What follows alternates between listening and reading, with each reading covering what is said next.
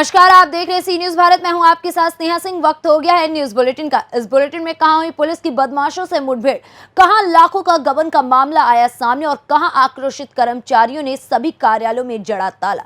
ऐसी तमाम खबरों पर विस्तार से करेंगे चर्चा। तो चलिए शुरू करते हैं खबरों का सिलसिला। हापुड़ के थाना हापुड़ सिटी नगर व एसओजी टीम की बदमाशों से मुठभेड़। थाना हापुड़ नगर क्षेत्र में हुई चेन लूट की घटना का 5 घंटे के अंदर खुलासा किया है। थाना हापुड़ नगर व एसओजी टीम ने त्वरित कार्यवाही करते हुए बाद पुलिस मुठभेड़ में एक शातिर चैन स्नैचर लुटेरे शराफत को घायल अवस्था में गिरफ्तार किया है। पौष कॉलोनियों में सुबह शाम टहलने वाली महिलाओं को बनाते थे अपना निशाना। वहीं शराफत शातिर किस्म का सक्रिय चैन स्नैचर व लुटेरा है जो जनपद गाजियाबाद व हापुड़ में लगभग 1 दर्जन से अधिक लूट व चैन स्नैचिंग की लूट की घटनाओं को अंजाम दे चुका है। अभियुक्त के कब्जे से 2 लूट की घटनाओं से संबंधित सोने की चैन व कुंडल बेचने से प्राप्त नकदी सहित लूट व चैन स्नैचिंग की घटनाओं को कारित करने में प्रयुक्त बाइक व तमंचा, जिंदा खोखा कारतूस बरामद हुआ है। रात में एक महिला के साथ रेलवे रोड पर चेन स्नैचिंग की घटना हुई थी। इस घटना के बाद तत्काल हापुड़ नगर पुलिस और एसओजी को सक्रिय किया गया। आज प्रातः चेकिंग के दौरान बदमाशों के साथ मुठभेड़ हुई ठंडी सड़क मालगोदाम रोड पर, जिसमें एक बदमाश घायल हुआ। उसे तत्काल उपचार के अस्पताल भेज दिया गया। घायल बदमाश का नाम शराफत है। ये पेशेवर लूट और चेन स्नैचिंग का काम करता है।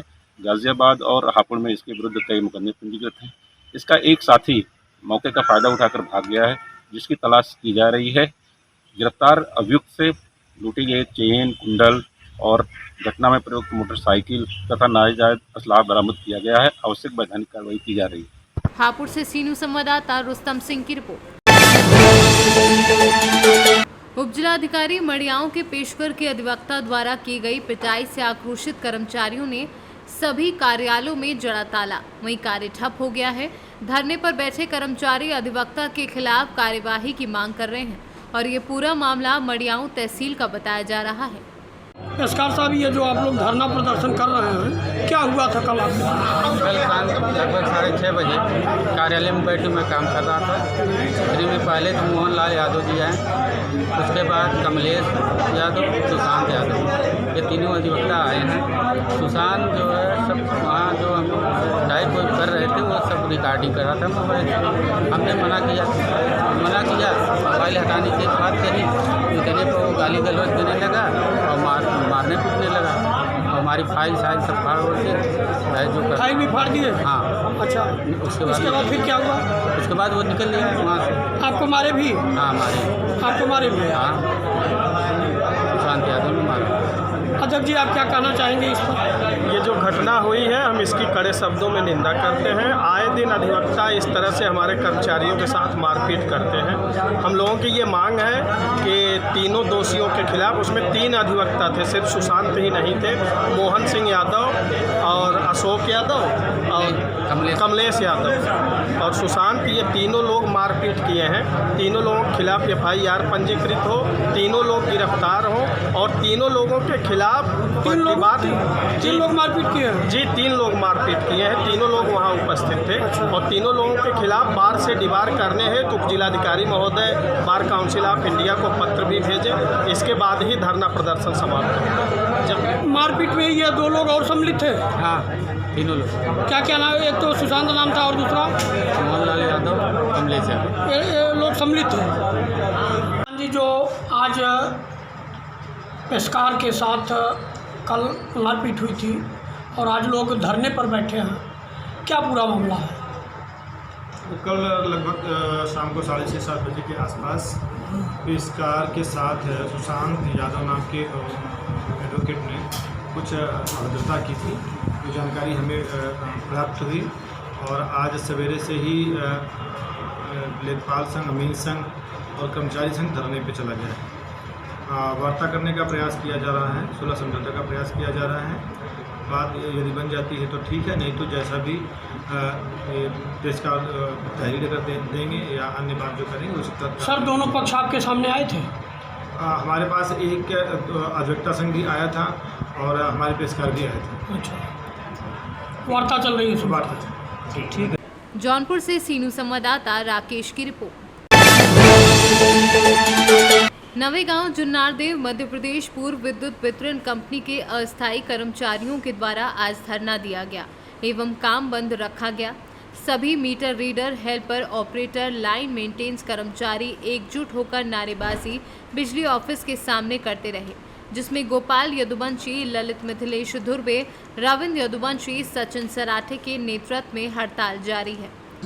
क्या है आज ये जो आप एमपीबी की तरफ से ये जो आप नारेबाजी कर रहे हो, एमपीबी के सामने खड़े हो सभी लोग, क्या है आप लोग का, क्या किस कारण करे हो? आज दिनांक 27/9/2021 दिन सोमवार से बिजली आउटसोर्स कर्मचारी संगठन के द्वारा अनिश्चितकालीन हड़ताल की जा रही है, जिसमें हम सभी नवेगांव डीसी के ऑपरेटर और सभी लाइन मेंटेनेंस हेल्पर और मीटर रीडर सभी मिलकर ये हड़ताल कर रहे हैं। और ये हड़ताल नवेगांव डीसी से लेकर संपूर्ण संभाग एवं पूरे वृहद सर्कल स्तर पर और पूरे प्रदेश स्तर पर की जा रही है। क्यों, कारण क्या है? हमारी कुछ 19 सूत्रीय मांगों को लेकर माननीय ऊर्जा मंत्री जी से 1 महीने पहले 23 अगस्त को बात हुई थी, जिसमें उन्होंने हमारी मांगों को लेकर बोला था कि 1 महीने के अंदर आपके मांग पूरी की जाएगी, लेकिन वो मांग पूरी नहीं हुई। इस वजह से हम अनिश्चितकालीन हड़ताल पर आज से बैठ रहे हैं। तो ये पूरे मध्य प्रदेश में चल रहा है? पूरे मध्य प्रदेश, जिला छिंदवाड़ा में भी चल रहा है? और कुछ बाकी हाँ। आज दिनांक 27/9/2021 को ये अनिश्चितकालीन हड़ताल हम समस्त आउटसोर्स कर्मचारी कर रहे हैं। माननीय मंत्री जी ने ये आश्वासन दिया था कि आपकी मांगों का निराकरण 1 महीने के अंदर पूर्ण कर देंगे, पर इसमें कोई निराकरण अभी तक नहीं हुआ है, जिसका आक्रोश और रैली के माध्यम से हम सभी यहाँ पे अपना प्रदर्शन जाहिर कर रहे हैं। और माननीय महोदय लोग से निवेदन है कि हमारी मांगों को पूरा किया जाए। धन्यवाद। हमारी मांगे पूरी करो, हमारी मांगे पूरी करो। जुन्नारदेव से सीनू संवाददाता राम नारायण यदुवंशी की रिपोर्ट। बिहार के डिप्टी सीएम रेणु देवी ने सुगौली में पतंजलि सुपर स्टोर एवं मेकओवर फैशन कलेक्शन का उद्घाटन किया। इस दौरान उनका स्वागत किया गया।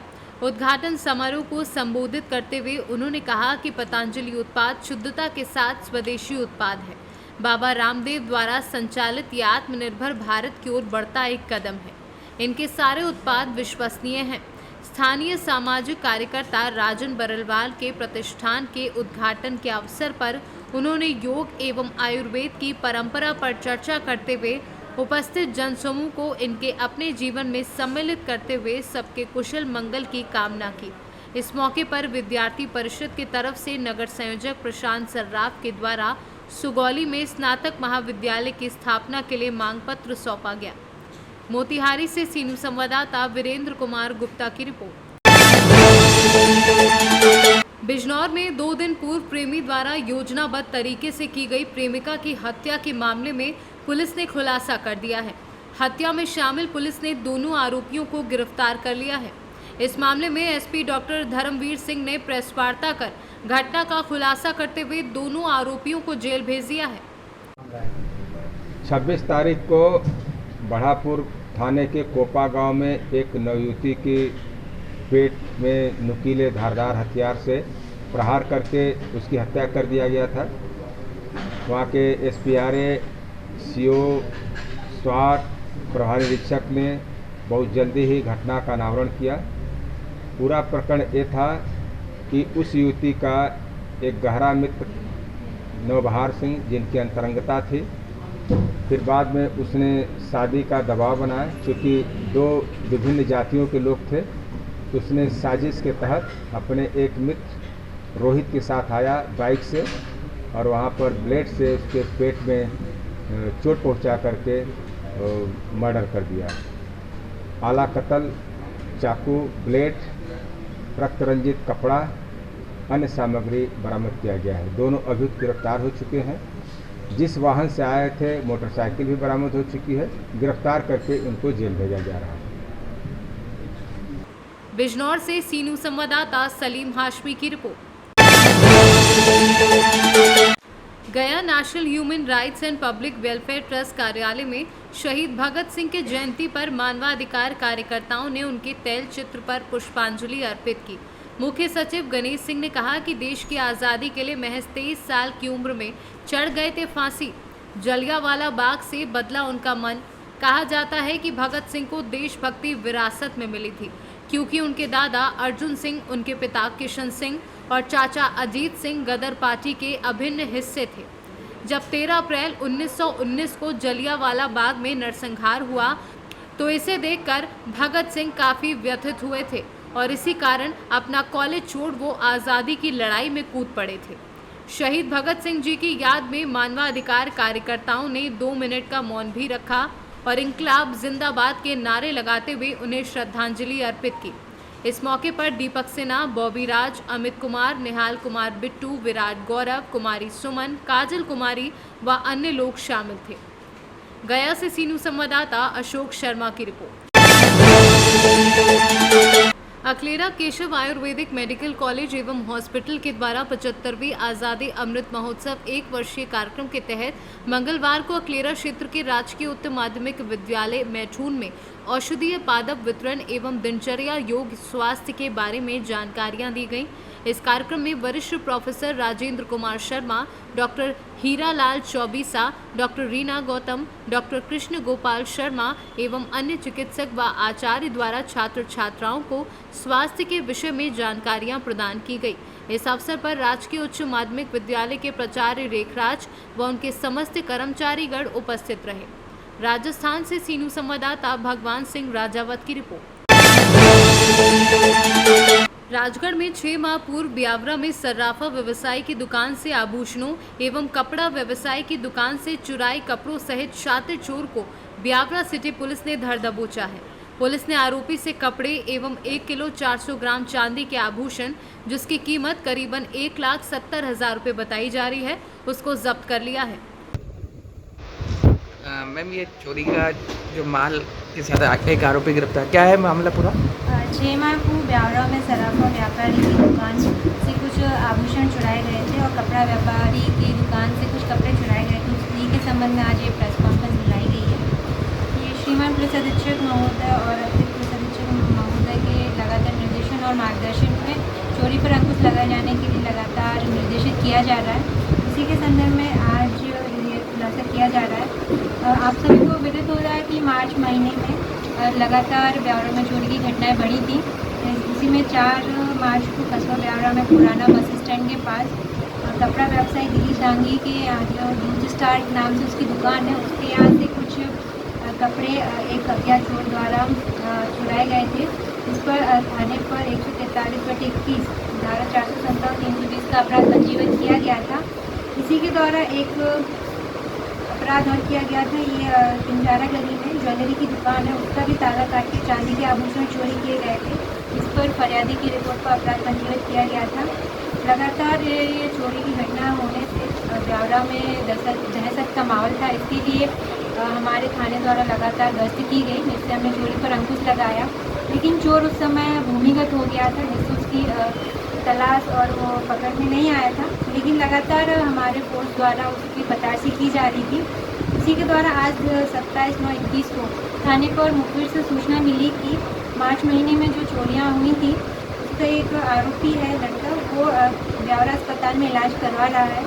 मुखबिर की सूचना पर थाना प्रभारी द्वारा वहाँ पे टीम भेजी गई। टीम के द्वारा वहाँ पे पूछताछ की गई। आरोपी से उसने अपना आरोप स्वीकार किया और उस आरोपी का नाम विनोद पिता रोजी प्रजापति, उम्र 30 वर्ष, ग्राम तोड़ी, थाना सुठालिया का रहने वाला है। पूछताछ के द्वारा उसने दोनों दुकानों से चोरी करना स्वीकार किया। उसकी निशानदेही पर उसने अपने ग्राम तोड़ी में अपने घर से एक टंकी में रखे माल बरामद करवाया, जिसमें 20 जीन्स की पैंट, 20 शर्ट, एक ताला काटने वाला कटर, चांदी के आभूषण, कुल चांदी 1 किलो 400 ग्राम वजन है, बरामद किए हैं, जिन्हें जब्त किया गया है। आरोपी को गिरफ्तार कर लिया गया है। उससे अन्य अपराध के संबंध में पूछताछ की जा रही है। उक्त सराहनीय कार्य में थाना प्रभारी ब्यावरा निरीक्षक राजपाल सिंह राठौर, थाना प्रभारी Suthaliya Ramkumar Raghuvanshi, sub inspector Arjun Singh Bamania, sub inspector Jagdish Goyal, प्रधान आरक्षक सालिन सिंह, आरक्षक अवधेश जाट, थाना सुठालिया में आरक्षक सूरज सुमेर बनेटी, आरक्षक प्रद्युमन की मुख्य भूमिका रही। राजगढ़ से सीनू संवाददाता राम बाबू चौहान की रिपोर्ट।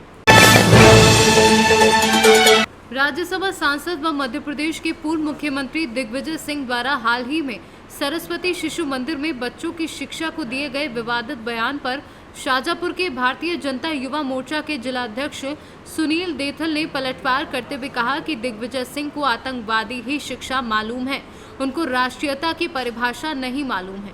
उन्होंने शुरू से ही अपनी राजनीति में नफरत फैलाने का काम किया है, तो उनको हर जगह नफरत फैलाने वाली बात दिखती है। इसके साथ ही भाजपा नेता सुनील देथल ने कहा कि दिग्विजय सिंह को देश और प्रदेश में कोई सीरियस लेता नहीं है, उनका आधार खत्म हो रहा है। क्या है कि दिग्विजय सिंह जी को आतंकवादी ही शिक्षा मालूम है, केवल उनको राष्ट्रीयता की परिभाषा नहीं पता है कि राष्ट्रीयता होती क्या है। क्योंकि उन्होंने शुरू से अपनी राजनीति में नफ़रत फैलाने का ही काम किया है, तो उनको हर जगह नफ़रत फैलाने वाली ही बात दिखती है। वो शिशु मंदिर के बारे में क्या जानते हैं? शिशु मंदिर में आज मुस्लिम बच्चे भी पढ़ते हैं, लेकिन कभी शिशु मंदिर से उनको गलत शिक्षा नहीं मिली, और ऐसी मिलती तो उनके माता पिता शिशु मंदिर में उनके बच्चों को नहीं पढ़ाते। लेकिन दिग्विजय सिंह जी का तो क्या है कि प्रदेश में या देश में कोई सीरियस लेता नहीं है, लेकिन अब उनकी डूबती नैया को देखते हुए उनका जो आधार है वह ख़त्म हो रहा है।